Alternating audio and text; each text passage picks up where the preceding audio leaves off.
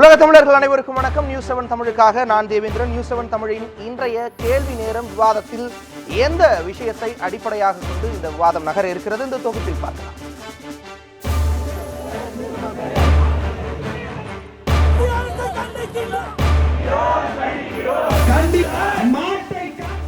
மாட்டிறைச்சி தடைக்கு எதிரான போராட்டம் கொதிநிலையின் உச்சத்தில் இருக்கிறது. தனி மனித உணவு உரிமையில் தலையிடும் மோடி அரசுக்கு எதிராக திராவிட நாடு வேண்டும் என்ற கேரளாவின் முழக்கம் சமூக வலைதளங்களில் வீரியத்துடன் ஒலிக்கிறது. மத்திய அரசை எதிர்க்க இப்படிப்பட்ட அதிர்ச்சி வைத்தியங்கள் அவசியம் என்கிறது ஒரு தரப்பு. இல்லை, தீவிரவாத சிந்தனையின் வெளிப்பாடுதான் திராவிட நாடு கோஷம் என்கிறது இன்னொரு தரப்பு. இந்த இரண்டுக்கும் இடையில் கேரளாவின் சுய லாபத்துக்கு தென்னிந்தியா பலியாகிவிடக் கூடாது என்ற குரலும் கேட்கிறது. இத்தகைய மாறுபட்ட கருத்துக்களே இன்றைய கேள்வி நேரத்திற்கான களத்தையும் 5 அழுத்தமான கேள்விகளையும் எழுப்புகிறது. ஏன் தென்னிந்தியா மட்டும் மாட்டு இறைச்சி தடையை ஆவேசமாக எதிர்க்கிறது? மாட்டிறைச்சி தடையை எதிர்ப்பதில் தமிழகத்தை முந்துகிறதா கேரளம்? கேரளா எழுப்பும் திராவிட நாடு மோடி எதிர்ப்பின் குறியீடா? திராவிட நாடு கோஷத்தை கண்டு தமிழ் தேசியம் அஞ்சுகிறதா? மத்திய அரசின் முடிவை எதிர்ப்பது கூட்டாட்சி தத்துவத்துக்கு எதிரானதா? இன்னும் பல கேள்விகளோடு இன்றைய கேள்வி நேரம் பயணிக்கிறது.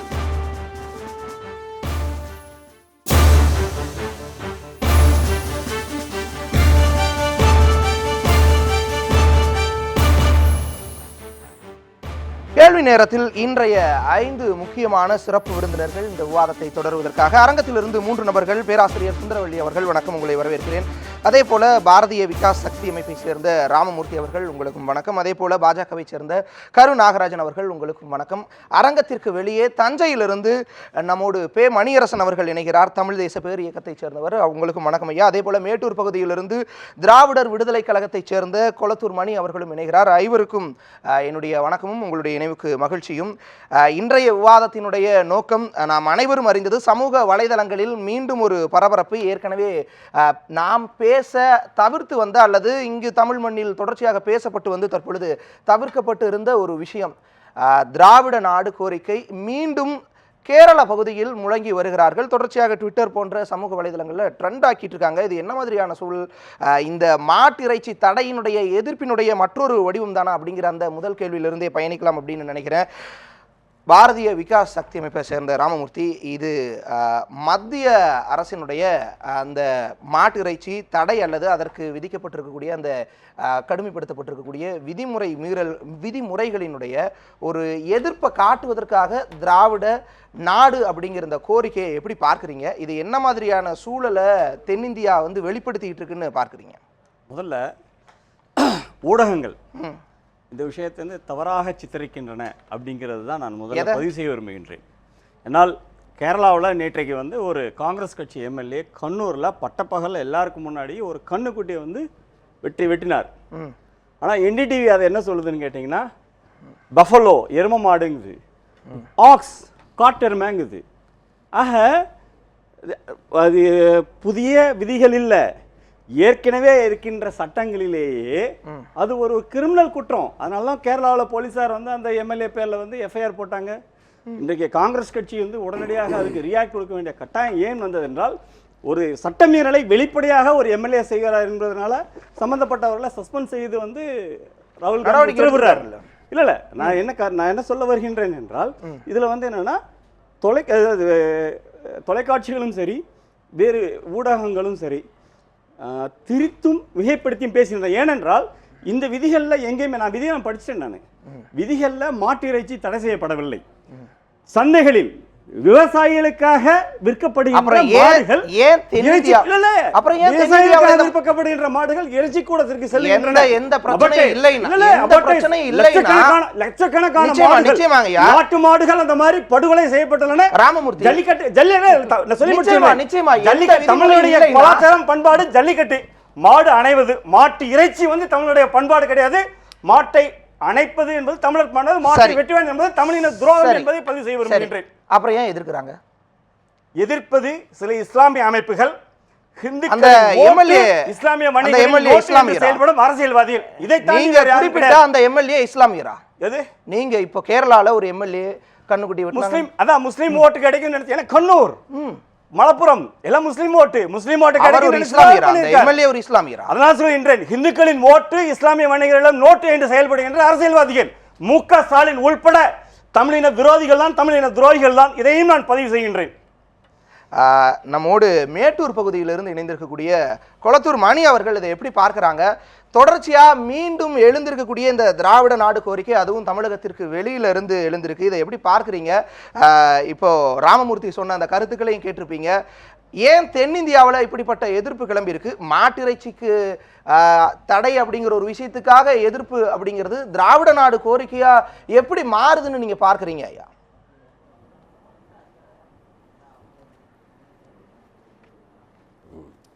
இது முதல்ல தமிழின துரோகம் என்ற சொல்லோடு முடித்தார். அதிலிருந்து நான் சொல்ல விரும்புகிறேன், அவங்க இந்துக்களுக்கான கட்சின்னு அமைப்பு என்று சொல்லிக் கொள்வார்கள். நான் அவரிடம் கேட்க விரும்புகிற கேள்வியெல்லாம், இந்துக்களில் மாட்டுக்கறி சாப்பிடுவர்களை இந்துக்கள் என்று சொல்லுகிறார்களா, இந்தை விட்டு விலக்கி விடுகிறார் என்பதை அவர்கள் சொல்லியாக வேண்டும். ஏனென்றால் ஒரு 25 விழுக்காட்டு மக்கள் அல்லது குறைந்தது 20 விழுக்காட்டு மக்கள் மாட்டுக்கறியை தங்கள் உணவாக கொண்டிருப்பவர்களாக தமிழ்நாட்டில் இருக்கிறார்கள். அவர்களை பற்றி அவர்கள் கருத்து என்ன என்பதை சொல்லியாக வேண்டும். அடுத்தது திராவிட நாடு கோரிக்கை என்ற கோரிக்கையை பற்றி கேட்கிற போது, தமிழ்நாட்டில் அல்லது தென்னிந்தியாவை சார்ந்தவர்களுடைய கருத்துக்கள் பல வேளைகளில் மறுக்கப்பட்டு வந்திருக்கின்றன அல்லது உதாசீனப்படுத்த வந்திருக்கின்றன. எடுத்துக்காட்டாக, வள்ளுவர் சிலை அங்கு வைக்கிறேன் என்று ஒருவர் சொல்லவும், அதை எதிர்த்ததும் அவர் தாழ்த்தப்பட்டவர் என்று பேசியதும் அவமதித்ததும் ஒன்று. இன்னொன்று, ஒரு ஆப்பிரிக்க நாட்டு மாணவர்கள் தாக்கப்பட்ட போது அது குறித்து கருத்து சொல்ல வந்த வள்ளுவரை உயர்த்தி பிடிப்பதாக தன்னை கூறிக்கொண்ட தருண் விஜய் கூட, நாங்கள் தென்னிந்தியாவை சேர்ந்த கருப்பர்களோடு கூடி வாழ்கிறோமே என்று சொல்வதன் வழியாக நாங்கள் என்பதில் வட இந்தியர்கள் மட்டும்தான் இந்தியர்கள் என்பதாகவும், தென்னிந்தியர்களெல்லாம் ஏதோ அவர்கள் தயவால் அவர்களோடு சேர்ந்து வாழ்வதைப் போலவும் அவர் கூறியிருக்கிறார். இப்படிப்பட்ட பல்வேறு செய்திகள், இந்தி மொழி திணிப்பு, இவையெல்லாம் சேர்த்து அதன் வெடிப்பாகத்தான் இந்த குரல் வந்திருப்பதாக புரிந்து கொள்ள வேண்டுமே தவிர, இது தனியான ஒரு ஆணைக்காக மட்டும் வந்தது இல்லை என்பது என்னுடைய முதல் கருத்தாக சொல்ல விரும்புகிறேன். அதே போல இவர்கள் சொல்லுகிறார்கள், மாட்டுக்கறி தடை செய்யவில்லை என்று சொல்லுகிறார்கள். ஆனால் மாடு விற்பனையில் நெருக்கடியை உண்டாக்குகிறார்கள். ஒரு சாதாரண விவசாயி தனக்கு பயன்படாத மாட்டையோ அல்லது தனக்கு பயனுள்ள மாட்டை வாங்க வேண்டும் என்று விரும்புகிற போதோ அதற்கு அவர்கள் எடுத்துக்கொள்ள வேண்டிய முயற்சி என்பது சாதாரண முயற்சி அல்ல. இன்று அரசு அலுவலகங்கள் இயங்குகிற முறையை நீங்கள் தெரிந்திருப்பீர்கள். அவரிடம் போய் பலரிடம் போய் அதற்கான சான்றிதழ் பெற வேண்டும் என்பது, ஒற்றை மாட்டை விற்பதற்கோ அல்லது ஒரு மாட்டை வாங்குவதற்கோ என்பது ஒரு விவசாயி பெரும் நெருக்கடிக்கு உள்ளாக்க வேண்டியதாக இருக்கும். அவர் தனக்கு தேவை என்று வாங்க முயற்சிக்கிற போதும் தேவையில்லை என்று விற்கிற போதும் அவருக்கு ஏற்படுத்துகிற தடை. இன்னொன்று, இறைச்சிக்காக மாடு வாங்குவோர் என்பவர் சந்தையிலும் வாங்கக்கூடாது, தனித்தனியாக ஓரூராக போய் வாங்க வேண்டும் என்கிறார். பல லட்சம் கோடிக்கு உலகின் முதல் மாட்டுக்கறி ஏற்றுமதியாக இருக்கிற இந்தியாவில் இந்த மாட்டுக்கறி ஏற்றுமதியாளர்கள்லாம் போய் என்ன வீடு வீடாக போய் தெரு தெருவாக போய் வாங்க போகிறார்கள் என்பது தெரியவில்லை. இது மறைமுகமாக இங்கு ஒரு உணவு தடையை கொண்டு வருவதற்கு தங்களுடைய தனிப்பட்ட மனிதர்களுடைய அஜெண்டாவை எல்லோர் மீதும் திணிப்பதற்கான முயற்சியாகத்தான் பார்க்கிறோம். இது தென்னிந்தியர்களை, அவர்களைப் போல அசைவம் சாப்பிடாதவர்களை அல்லது மாட்டுக்கறி சாப்பிடாதவர்களை, கருத்த நிறத்தவர்களை, இந்தியை தவிர பிறமொழி பேசுபவர்களை புறக்கணிக்கிற முயற்சி, அதற்கு எதிரான குரலாகத்தான் இதை பார்க்கிறேன். உங்களுடைய கருத்துக்களுக்கு நன்றி கொளத்தூர் மணி. ஒரு விஷயம் குறிப்பிட்டிருந்தீங்க முதலிடம்னு, ஆனால் இந்தியா ஏற்றுமதியில் 2வது இடத்துல இருக்கு. ஆனால் ஒருவேளை விரைவில் முதலிடம் பெற்றோம் அப்படிங்கிற உங்களுடைய நாட்டு மாடுகள் பூரா வெட்டி முடிச்சுட்டா மொத்தமாகவே முடிஞ்சு போயிடும்ல. இல்லை, ஜல்லிக்கட்டு மாதிரியான விஷயங்கள் ஏனென்றால் நாட்டின மாடுகள் பாதுகாக்கப்பட வேண்டும்.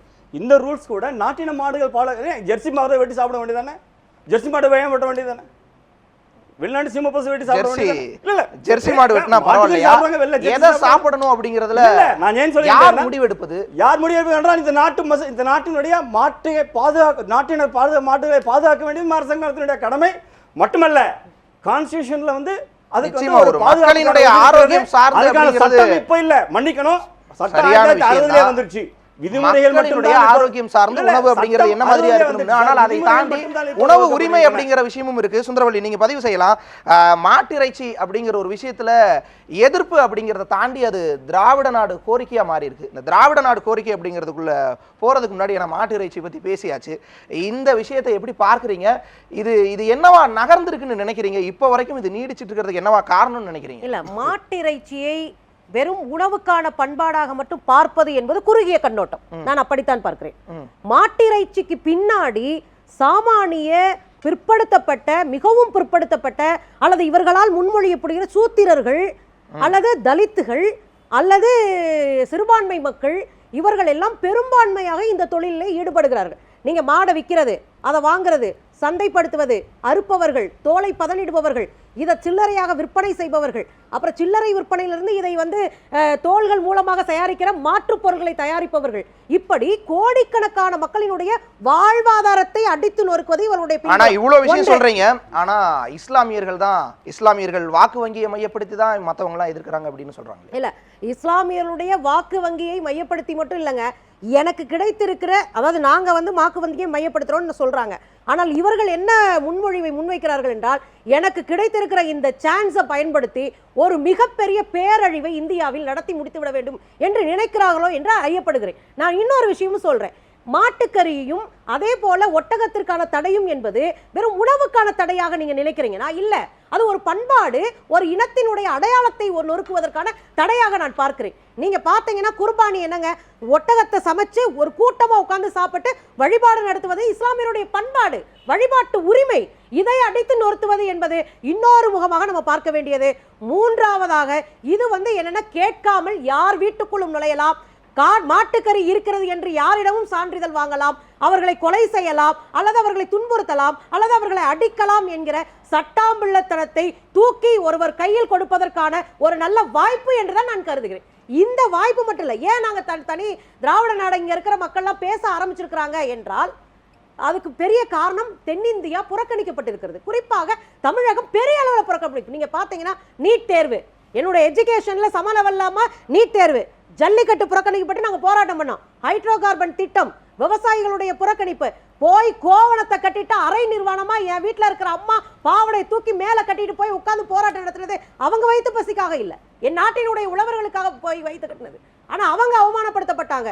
நூற்றுக்கணக்கான அதே உத்தரப்பிரதேசத்துல அங்க இருக்கிற விவசாயிகளுக்கு அவ்வளவு தாராளமா இருந்த இவங்க எங்க விவசாயிகளை அவமானப்படுத்தி அசியப்படுத்தி அனுப்புனாங்க. அது இதெல்லாம் தான் காரணமா திராவிட நாடு இல்ல, நதிநீர் பிரச்சனை, மீனவர்கள் பிரச்சனைன்னு விஸ்வரூபம் எடுத்து பார்க்கிற போது தமிழ்நாடு கைகழுவி விடப்பட்டிருக்கிறது, கேரளா கைகழுவி விடப்பட்டிருக்கிறது என்ற போது இவர்களுக்கு இயல்பாக என்ன செய்து, இந்த நாடு என்னை கைவிட்டு இருக்கிறது. கேட்ட போதெல்லாம் அவர்கள் என்ன சொன்னாங்க, நாங்க ஆட்சியில இல்லை என்றால் மத்தியில யார் ஆட்சி இருக்கிறது, மத்திய அரசாங்கம் மாநிலங்களுக்கு பொறுப்பு இல்லையா, அப்ப மாநிலங்களை நீங்க ஆட்சிக்கு இருந்தா தான் எங்களை பாப்பீங்களா என்றால் எங்களுடைய பிரதமர் மோடி தானே, அப்ப நாங்க கேள்வி கேட்கலாமே. இதையெல்லாம் கேட்டு எங்களுக்கு எந்த தீர்வும் கிடைக்காது என்ற மனநிலைக்கு மக்கள் தள்ளப்பட்ட போதுதான் அவர்கள் இன்னொரு கோரிக்கையான தனிநாடு கோரிக்கை என்பதை வைத்திருக்கிறார்கள். இது மிகவும் அபாயகரமான கோரிக்கை, அதை முதல் ஞாபகம் வச்சுக்கணும். இதை மோடி அரசு ஞாபகம் வச்சுக்கணும். ஒரு கட்டம் தான் எந்த ஒரு பொறுமைக்கும் எல்லை இருக்கு. ஒரு கட்டத்தை தாண்டுகிற போது மக்கள் அடுத்த ஒரு கட்டத்தை, அடுத்த ஒரு ஆல்டர்னேட்டிவ் ஐடியாவை தேடத்தான் செய்வார்கள். எனவே அந்த தேடுறதுல குற்றம் சாட்ட முடியாது என்று நான் நினைக்கிறேன். கருநாகராஜன், நீங்க எப்படி பார்க்குறீங்க? இவ்வளவு தூரம் இந்த விஷயம் ஒரு பூதாகரமாகவும் தென்னிந்தியாவில் இவ்வளவு எதிர்ப்பு கிளம்பும் அப்படின்னு நினைச்சிருக்கீங்க? ஒரு பூதாகரம் கிடையாது, மண்ணாங்கட்டியும் கிடையாதுங்க. இந்த திராவிட நாடுங்கிறது நீங்க எடுத்து விளையாண்டுட்டு இருக்கீங்க. இப்ப என்னங்க திராவிட நாடு? திராவிட நாடு எங்க இருக்கிறது? நமக்கு சட்டமன்றத்துல கேள்வி கேட்டு அதுக்கெல்லாம் பதில் சொல்லி கைவிடப்பட்டு ஒழுங்கு போன ஒண்ணு கேக்குறீங்க. என்ன பேச விடுங்க. கேரளாவில் மாட்டு இறைச்சிக்கு பிரச்சனைன்னு, கேரளா எப்பவுமே மாட்டு இறைச்சி சாப்பிடுறதுல இந்தியாவிலே முன்னணி மாநிலங்கிறது உங்களுக்கு தெரியும் இல்லையா? நம்ம ஊர் ஆத்துல மண்ணல்லணும், லாரியில கடத்தணும், கேரளாவில் கொண்டு போய் கொட்டணும். ஆனா நம்மை விட அதிகமாக ஆறுகள் இருக்க கேரளாவில் ஆத்து மணல் அள்ளக்கூடாது, தமிழ்நாட்டில் ஆத்து மணல் அள்ளணும், கேரளாவில் கடத்தி விற்கணும். அங்க கால்நடையை வெட்டி சாப்பிட மாட்டான், தமிழ்நாட்டுல இருந்து ஆடு மாடுகளை கடத்திட்டு போய் அங்க போய் வெட்டணும், அவன் சாப்பிடுவான். இதாங்க நடந்துட்டு இருக்கு. அதான் அவங்க தாங்க முடியல. எங்கடா மாட்டு இறைச்சி நமக்கு கிடைக்காம போயிருமானே? மாட்டு இறைச்சி சாப்பிடக்கூடாது, மாட்டு இறைச்சி விற்பனை செய்யக்கூடாது, இறைச்சிக்காக மாடுகள் வெட்டப்படக்கூடாதுன்னு ஏதாவது ஆர்டினன்ஸ் இருக்கா? எங்கேயாவது இருக்காங்க நீங்க சொல்லுங்க. அப்புறம் ஏன் எதிர்க்கிறாங்க? இல்ல அப்புறம் ஏன் எதிர்க்கிறாங்க? பேசல, நீங்க நிறைய பேசுறீங்க, கொஞ்சம் பொறுங்க, எங்களை பதில் சொல்ல விடுங்க. கருநாகராஜன் கட்சியிலே அறிக்கை விடுறாங்க. கால்நடை சந்தைகள், அவர் அண்ணன் குளத்தூர் மணி அவர்கள் சொன்னது போல, விவசாயிகள் மாடுகள் வாங்குவதற்கும் விற்பதற்கும் உருவாக்கப்பட்ட ஒரு அமைப்பு பாரம்பரியமா ஆயிரக்கணக்கான ஆண்டுகள் இங்க இருந்துட்டு இருக்கு. அது கொஞ்சம் கொஞ்சமா மாறி இன்னைக்கு விவசாயத்துல எந்திரத்தனம் நிறைய வந்துருச்சு. இன்னைக்கு மாடுகளை பயன்படுத்தி உழுகிறது, பரம்படிக்கிறது, அதை நெல் முடி கொண்டு போறது, வெளி கமிஷன் கடைக்கு ஏத்திட்டு போறதெல்லாம் குறைஞ்சிட்டே வருது. இப்ப இருக்கிற மாடுகளும் ஏறத்தாழ தமிழ்நாட்டில் பாத்தீங்கன்னா ஒரு 10-15% தான் இருக்கும். ஒவ்வொரு கிராமத்திலையும் வீட்டுக்கு ஒரு பசுமாடு இருக்கும், வீட்டுக்கு 4 காளை மாடுகள், கன்றுகள், குட்டிகள் இருக்கும். கோழி குஞ்சு திரிகிற மாதிரி ஒவ்வொரு கிராமத்திலையும் ஒரு 1000 மாடுகள் காலையில மேய்க்க போவாங்க, சாயந்தரம். இப்ப இந்த காட்சியே கிடையாது. இப்ப ஒட்டுமொத்தமாக இந்த சந்தை கூடுவதே விவசாயிகள் தங்களுக்கு உழுக மாடு வேணும், பசுமாடு வேணும், எருவு மாடு வேணும், அல்லது வண்டி பந்தயத்துக்கு காளை மாடுகள் வேணும், இதை வாங்க போறவங்க, வண்டிக்கு மாடு வேணும் வாங்க போறவங்க, இப்ப எல்லாமே அது படிப்படியா குறைஞ்சு ஒட்டுமொத்தமா அந்த மாடுகளை கேரளாவுக்கு அடிமாட்டா போறதுக்கு விற்கிற ஒரு சூழ்நிலை உருவாகக்கூடாது. இந்த சந்தைகள் விவசாயிகளுடைய பயன்பாட்டுக்கு மாடுகள் வாங்குவதற்காகத்தான் உருவாக்கப்பட்டது.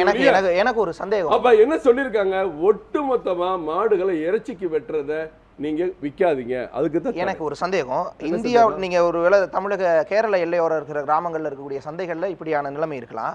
எங்கேயோ இருக்கக்கூடிய வட மாநிலங்கள்ல கூட கேரளாவுக்கு அடிமட்டுக்கு தான் சந்தை. நேற்று முன்தினம் ஈரோடுல இருந்து மாடுகள் உத்தரப்பிரதேச கேக்குறேன், பஞ்சாப்ல கேக்குறேன், சிக்கிம்ல கேக்குறேன். பதில் சொல்லுங்க. நீங்க தமிழ்நாட்டுல தான் பேசுறீங்க, தமிழ்நாட்டுல தான் திராவிடத்தை பத்தி பேசுறீங்க. இந்தியா முழுக்க வருது. பஞ்சாப்ல திராவிட நாட பத்தி பேசுவீங்களா? இந்தியா முழுக்க உங்க பேச்சு திராவிட கோரிக்கைங்கிறது கேரளால இன்னைக்கு எழுந்திருக்கு. திராவிட நாட பத்தி பேசுறது தமிழ்நாட்டுல உட்கார்ந்து பேச முடியும், பஞ்சாப்லயும் ஒரிசால போய் பேச போறீங்களா? அப்ப இந்த நாட்டு பிரச்சனைனால திராவிட நாடு வந்துருச்சுன்னு ஒரு இந்திய அளவுல ஒரு அறிவிப்பு வந்திருக்கு. அம்மையார் சொல்ற மாதிரி நீங்களும் பேசுறீங்க. இந்திய அளவுல ஒரு அறிவிப்பு வந்திருக்கு. அந்த அறிவிப்புக்கு பின்னாடி கேரளாவுல அதிகமா மாட்டு இறைச்சி சாப்பிடுறதான் காரணங்கிறீங்க. அடிமாட்டுக்கு சந்தைகள்ல இருந்து அனுப்பிடுறாங்க கேரளாக்கு. கேட்ட கேள்விக்கு பேசலாம். ஆத்து மணல் இங்க அள்ளுறோம், அங்க அள்ளக்கூடாது சட்டம் இருக்கு. இங்க அல்றத கடத்தி கொண்டு அங்க வித்துட்டு இருக்கான். அங்க மாடுகளை வெட்டுறதுல நம்ம தமிழ்நாட்டில் இருக்க காளை மாடுகள், கன்று குட்டி ஒருத்தர் வறுமைக்கு வித்தா கூட அத்தனையும் அள்ளி கொண்டு போய் மீன் குஞ்சு பிடிக்கிற மாதிரி அவ்வளவு முடி அங்க வெட்டி சாப்பிட்டுட்டு இருக்காங்களே, அவங்களுக்கு வருத்தம் அதிகமாக இருக்கு. தமிழ்நாட்டில இருந்து இறைச்சி நாட்டு என்ன செய்யறது அப்படின்னு டெய்லி மாட்டுக்கறி சாப்பிட்டு பழனவங்க இன்னொன்னு தெரிஞ்சுக்கங்க, இங்க மாட்டு இறைச்சிக்காக விற்கப்படுகிற மாடுகளை தமிழ்நாட்டில் வெறும் அண்ணன் சொன்னார் 25% கிடையாது, 11% தான் தமிழ்நாட்டுக்கு பயன்படுது. மீதி 89% கேரளாவுக்கு தான் போகுது. அதுக்கு வருத்தம் இருக்கல அவங்களுக்கு. திரிபுரா முதல்வர் ஏன் எதிர்ப்பு தெரிவிச்சாரு? 2 கம்யூனிஸ்ட் எதிர்ப்பு தெரிவிப்பாங்க. அவங்களுக்கு மோடி எப்படியாவது எதிர்க்கணும். மொத்தம் 5 மாநிலத்தை தவிர இந்தியாவில் அனைத்து மாநிலங்களையும் பசு வதை தடை சட்டம் 48 ஆர்டிகல் படி இருக்கிறது. இங்க தமிழ்நாட்டில் 1976லயே அந்த சட்டம் கொண்டு வரப்பட்டிருக்கு. அது ஒண்ணு புதுசு ஒண்ணு இல்ல, ஒரு ரெகுலர் பண்றாங்க. உத்தரப்பிரதேசத்துல நேற்றைய தினம் மாட்டு இறைச்சியை தெருவில் வெட்டி இருந்தாங்க. முதல்வர், உத்தரப்பிரதேச முதல்வர் கூட கண்டனம் தெரிவிச்சிருந்தாரு. அங்க ஏன் எதிர்ப்பு விளம்புது? நீங்க எல்லா விஷயத்துக்குமே நீங்க பாம்கர் ஹோட்டலுக்கு பக்கத்துல கூட வச்சு வெட்டுங்க, யார் உங்களை கேட்க போறா? மாற்று சிங்கி வெட்டி சாப்பிடுங்க. நான் சொல்றது இந்த எதிர்ப்பு இந்தியா முழுக்க இருக்கு. ஆனா எல்லாமே பீதியை கிளப்புற விதத்துல ஐயோ ஐயோன்னு சும்மா பீதியை கிளப்பி இப்ப அடுக்கடுக்கான குற்றச்சாட்டுகளை மக்களுக்கு தெரியும். சுந்தரவல்லி அவர்கள் எவ்வளவு பொய்யான செய்திகளை சொல்லிக் கொண்டிருக்காரு. யூபியில மட்டும் பணத்தை அள்ளி கொடுத்தாரு. வந்த உடனே 36,000 கோடியை தள்ளுபடி பண்றேன். ஆனா மாநில அரசு மத்திய அரசிடம் 1 பைசா கேட்காது என்று சொல்லித்தான் 36,000 கோடி தள்ளுபடி பண்றாங்க.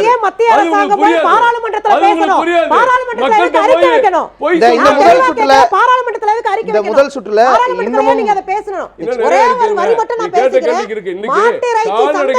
ஒரே ஒரு வரி மட்டும் சுந்தரவல்லி முடிச்சுட்டாரு. மாட்டிறைச்சி சந்தையை தடை செய்யவில்லை. நல்லா புரிஞ்சுங்க, சந்தையை தடை செய்யல. வெட்டுப்பதை ஏன் தடை செஞ்சாங்கன்னா இந்த சுற்றுல நாம தொடர்ந்து பேசலாம். இந்த வியாபாரம் என்பதோ கள்ளச்சந்தையின் மூலமாக மாட்டு வியாபாரத்தில் லாபம் எடுப்பதற்கு சுந்தரவல்லி நிச்சயமா தொடர்ந்து பேசலாம். இந்த சுற்றுல இன்னும் ஒருவர் மீதம் இருக்கிறார். தஞ்சையில் இருந்து இணைந்திருக்கக்கூடிய மணியரசன் ஐயா அவர்கள். மூவருமே அமைதியா இருங்க. நாம இன்னும் ஒருவர் இந்த சுற்றுல மீதம் இருக்காங்க. தஞ்சையிலிருந்து மணியரசன் அவர்கள் இணைந்திருக்காரு. ஐயா வணக்கம். நீங்க எப்படி பார்க்கறீங்க? நீண்ட காலமா தமிழகத்திற்கு வெளியே இந்த கோரிக்கையே இல்ல. திராவிட நாடுன்னு சொல்லி தமிழகத்தில் இருக்க அரசியல் கட்சிகள், திராவிட கட்சிகள் மட்டும் தான் பேசிட்டு இருக்காங்க, பேசிட்டு இருந்தாங்க. ஆனா தமிழகத்துக்கு வெளியே யாரும் பேசல. ஜனநாயகத்துல நம்பிக்கை வந்தது. இப்ப ஜனநாயகம் செத்து போச்சு. நான் அந்த கேள்வியை முடிச்சிடுறேன். மத்தவங்க பேசுறதா இல்லைங்களா? இது எப்படிங்க அது? ஐயா நிச்சயமாங்க தமிழகத்திற்கு வெளியில இப்போ வாதத்துல எல்லாருக்கும் ஒரு வாய்ப்பு கொடுங்க, ஜனநாயகமா பண்ணுங்க. நிச்சயமாங்க தமிழகத்திற்கு வெளியே இப்ப கேரளாலையும் இதே கோரிக்கை எழுந்திருக்கு. இதை எப்படி பார்க்கறீங்கய்யா?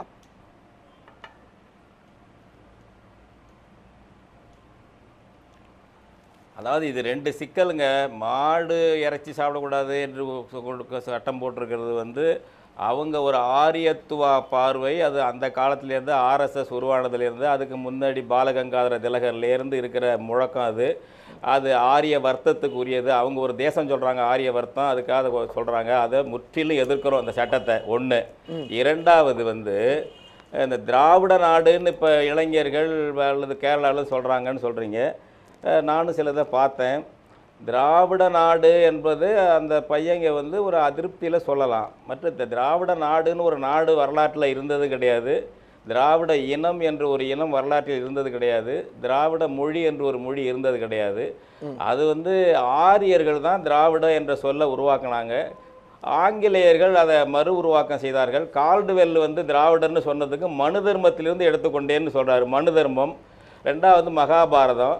அடுத்தது குமாரில பட்டருடைய உபனிஷ விளக்கத்தில் எடுத்துக்கொண்டேன் என்று சொல்கிறாரு.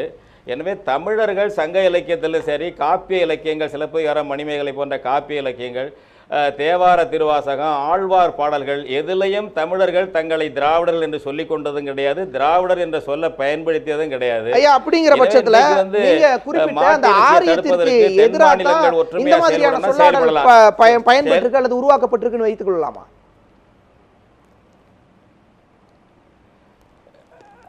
ஆமாம், ஆரியத்துக்கு எதிராக தமிழர் தான் பயன்பட்டுருக்கு. நமக்கு ஆரிய படைகடந்த நெடுஞ்செழியன் என்று தமிழனைத்தான் சொல்லியிருக்கான் பாண்டியனை. சிலப்பதிகாரத்தில் இளங்கோவடிகள் வந்து தமிழர்களை இழிவாக பேசிய கனகன், விசயன் என்ற ஆரிய மன்னர்களை கைது செய்து அவர்கள் தலையிலே கல் கொணர்ந்து கண்ணகிக்கு சிலை எடுத்தான் என்று இளங்கோவடிகள் சொல்லும் பொழுது திராவிடன் என்று சொல்லவே இல்லை. ஆரிய எதிர்ப்பு என்பது தமிழ் இலக்கியத்தில் மட்டும்தான் இருக்கு. திராவிட இலக்கியம்னு எங்கேயாவது தெலுங்கு, மலையாளத்தில் இருந்தால் காட்டுங்க.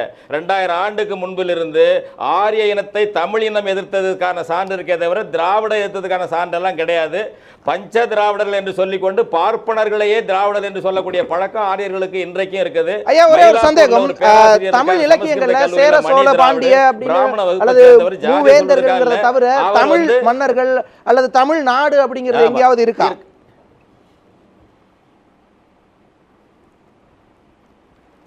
இமிழ்கடல் வேலியை தமிழ்நாடு ஆக்கிய இது நீ கருதினை ஆயின் ஏற்பவர் முதுநீர் உலகு முழுவதும் இல்லை என்று சிலப்பதிகாரத்தில் செங்குட்டுவனை பாராட்டும் பொழுது தமிழ்நாடு சொல்லப்பட்டிருக்கிறது. பரிபாடலில் தமிழ்நாடு சொல்லப்பட்டிருக்கிறது. அகநானூரிலே தமிழகம் சொல்லப்பட்டிருக்கிறது. இதெல்லாம் தொடர்ந்து சொல்லப்பட்டுக்கிட்டே வருது. நான் இன்னும் ஒன்னே ஒன்று சொல்றேன்.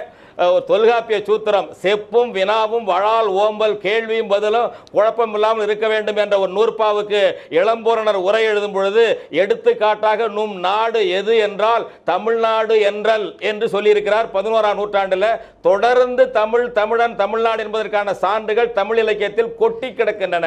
திராவிடன் என்பதற்கான சான்று கிடையாது. ஐயா, அப்படி இருக்கும் பட்சத்துல இனம் இருந்தது. நிச்சயமா அப்படி இருக்கும் பட்சத்துல இன்னைக்கு தமிழகத்துல ஒரு காலகட்டம் வரைக்கும் திராவிட நாடு கோரிக்கை அப்படிங்கிறது இருந்துட்டு இருந்துச்சு. இன்னைக்கு தமிழகத்திற்கு வெளியே தமிழக அரசியல் கட்சிகள் முன்வைத்துட்டு இருந்த அந்த திராவிட எல்லைக்குள்ள உட்பட்ட சில மாநிலங்கள்ல மீண்டும் அந்த கோரிக்கை எழுந்திருக்கு. முன்னதா கர்நாடகத்தை சார்ந்த எதிர்க்கட்சி தலைவர் மல்லிகார்ஜுன கார்கே அந்த நிறம் சம்பந்தப்பட்ட விஷயத்துல பாராளுமன்றத்துல திராவிட நாடுங்கிற விஷயத்தை ஒழிச்சிருந்தாரு. இப்போ கேரளாவில் இந்த மாட்டுக்கறி விஷயத்துல அது மீண்டும் ஒரு முழக்கமா முன்வைக்கப்பட்டு இருக்கு சமூக வலைதளங்கள்ல. இது ஒருவேளை அந்த தமிழ் தேசியம் அப்படிங்கிற மாதிரியான விஷயத்தை பாதிக்கிற ஒரு விஷயமா இருக்குமா ஐயா?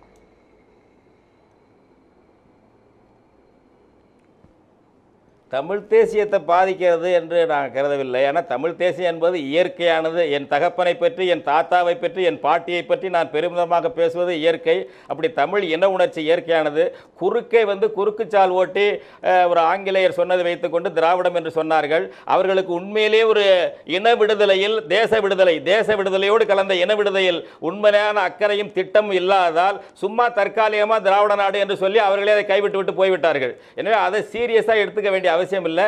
இன்னைக்கு உள்ள இளைஞர்கள் ஆரியத்துவாவை எதிர்ப்பதற்கு மாட்டுக்கறியை தடை செய்யறதை எதிர்க்கிறதுக்கு அவங்க இந்த முழக்கத்தை பயன்படுத்தினா அவங்க தம்பிகள் பயன்படுத்திட்டு போகட்டும். தமிழர்கள் குழம்ப வேண்டியதில்லை. நாம் தமிழர்கள் தான், தமிழ் தேசிய இனம்தான்.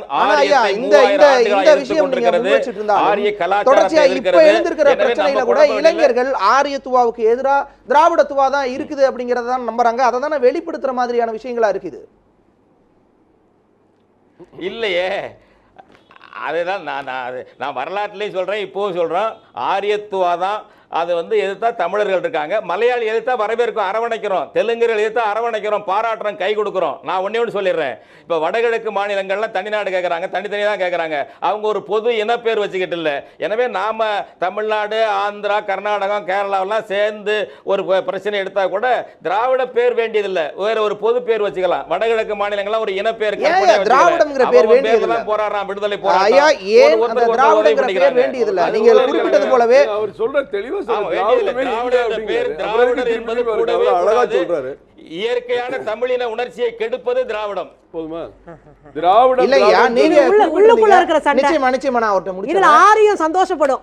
நான் அவர்ட்ட முடிச்சறேன். நீங்க இல்ல, அதற்கு நான் பதில் சொல்லணும். என்கிட்ட கேளுங்க. ஐயா நிச்சயமா உங்ககிட்ட அந்த கேள்வியை முன் வச்சறேன். நீங்க குறிப்பிட்டிருந்தீங்க வடகிழக்கு மாநிலங்கள்ல இதே மாதிரியான தோழர் மணியோட நான் இதுல வாதம் பண்ண விரும்பல. அது வருத்தமா இருக்கு. ஐயா, நீங்க முன் வச்சிருந்தீங்க வடகிழக்கு மாநிலங்களை பொறுத்தளவு தனிநாடு கோரிக்கை இருக்கு, அந்தந்த இனக்குழு சார்ந்த நாடு கோரிக்கை தான் வைக்கிறாங்க. ஆனா தென்னிந்தியாவை பொறுத்தளவு அப்படி இல்லையே. இன்னைக்கு கேரளால அவங்க ஒருவேளை ட்விட்டர் பக்கத்துல தனி கேரளாங்கிற ஹேஷ்டேக் முன் வச்சிருக்கலாம். ஆனா அவங்க திராவிட நாடு தான் முன் வைக்கிறாங்க. நான் கேக்குறேன் தோழர் தம்பி, ஒண்ணே ஒன்று சொல்றேன். நான் கேட்கிறேன், பெரியார் தலைமையில் இருந்த திராவிடர் கழகத்துக்கு மலையாளிகள் கிளைக்கழகம் உண்டாக்கினார்களா, தெலுங்கர்கள் உண்டாக்கினார்களா, கன்னடர்கள் உண்டாக்கினார்களா? திமுகவுக்கோ திராவிடர் கழகத்துக்கோ ஆந்திரத்தில் தெலுங்கை பேசக்கூடியவர்கள் கட்சி உண்டாங்க, மலையாளி ஏத்தாங்களா? இன்னைக்கு மட்டும் எப்படி ஏத்துவாங்க? பெரியாரும் அண்ணாவும் இருக்கும் பொழுதே திராவிடத்தை ஏற்றுக்கொள்ளாத தெலுங்கர்கள், கன்னடர்கள், மலையாளிகள் இன்றைக்கு ஏற்றுக்கொள்வார்களா? மேட்டூர் நேரலையில் இணைஞ்சிருக்கக்கூடிய மணி ஐயா கேட்கலாம். ஐயா, நீங்க எப்படி பார்க்கறீங்க? மணியரசன் ஐயா குறிப்பிட்ட இந்த விஷயங்களை கேட்டிருப்பீங்க. திராவிடம் அப்படிங்கிற ஒண்ணே இல்ல, அதை தாண்டி இப்ப எழுந்திருக்கக்கூடிய இந்த முழக்கங்கள் எல்லாம் கூட ஒரு வெற்றுவாதம் தான்ங்கிற மாதிரியான விஷயத்தை முன்வைக்கிறாரு. எப்படி பார்க்கறீங்க?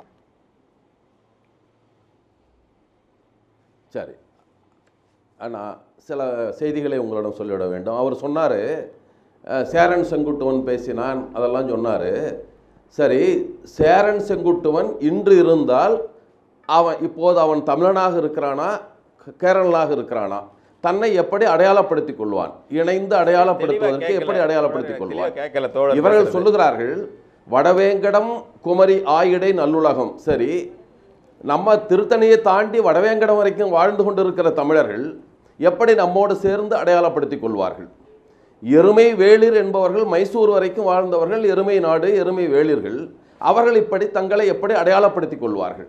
இவர்கள் சொல்லுகிற அந்த காலத்தில் தமிழர்களாக இருந்தார்கள், இந்த காலத்தில் அவர்கள் தெலுங்கர்களாக, கன்னடர்களாக, தெலுங்கர்களாக ஒரு பகுதியில் வாழ்கிறார்களே, அவர்களை என்ன செய்வது என்பது முதல் வாதம்.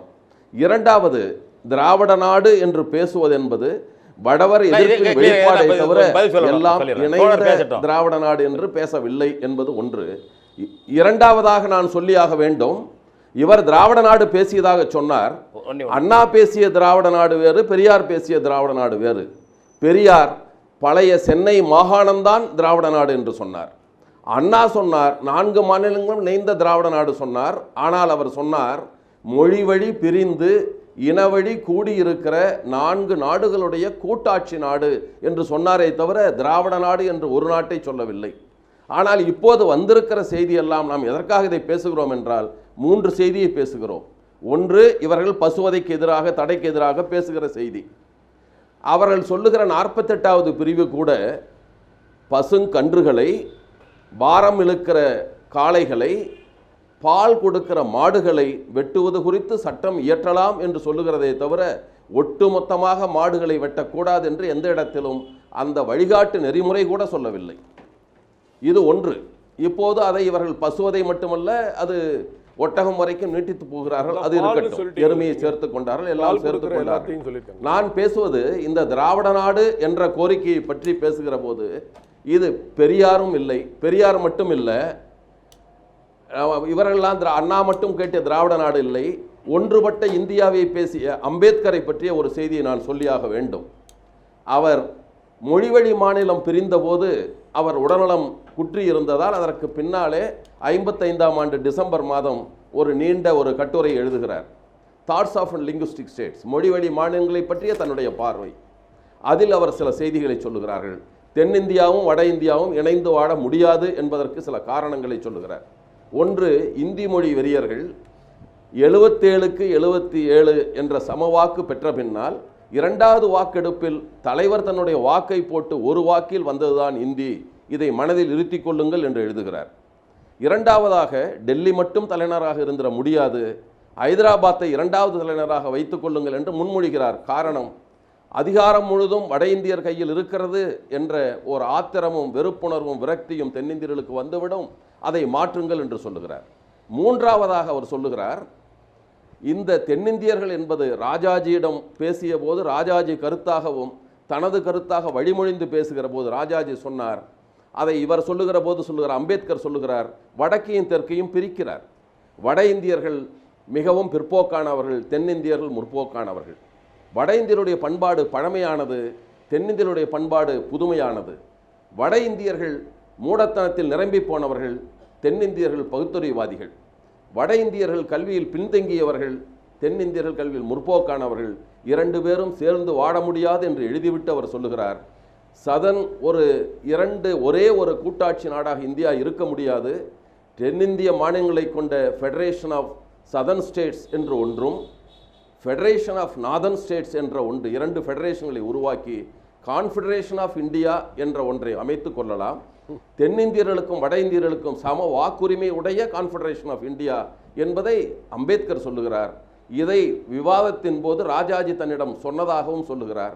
ஆக இவர்கள் பேசுகிற ராஜாஜி, ஏற்றுக்கொண்டிருக்கிற ராஜாஜி, ஒன்றுபட்ட இந்தியாவை, இந்தியின் ஆட்சி மொழி, இந்தியாவின் ஆட்சி மொழி இந்தி என்று எழுதிய அம்பேத்கர், அவருடைய கருத்தே கூட இதுவாக இருக்கிறது. ஏன் திராவிட நாட்டை ஒற்றை நாடாக பார்க்கிறீர்கள்?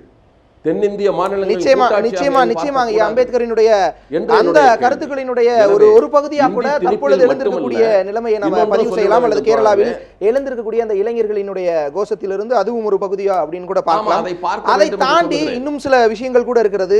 திராவிட நாடு கோரிக்கை அப்படிங்கிறது மோடி அரசினுடைய எதிர்ப்பின் குறியீடா அப்படிங்கிற ஒரு கேள்விக்குள்ளும் நாம் பயணிக்க வேண்டியிருக்கின்றது. அந்த விஷயத்தை குறித்தும் விவாதிக்கலாம் ஒரு சிறிய இடைவேளைக்கு பிறகு. தொடர்ந்து இணைந்திருங்கள் நியூஸ் 7 தமிழ்.